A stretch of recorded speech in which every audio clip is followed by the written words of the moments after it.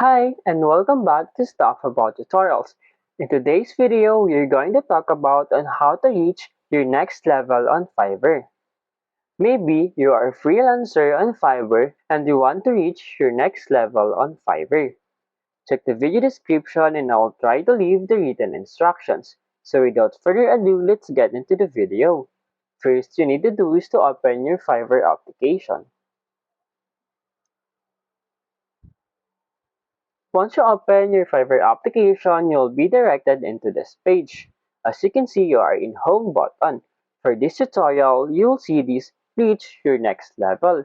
Simply tap on it. As you can see, to reach your next level, you need Selling Seniority. Complete at least 60 days as new seller. Also, you need to receive and complete at least 10 orders. And then as you can see in here, you need to earn at least $400 per completed orders. And there will be another one that days without warnings. Avoid receiving warnings for TOS violation over the course of 30 days. There you go. If you wanted to know on how to reach your next level as a freelancer on Fiverr, that is the easiest way I know how.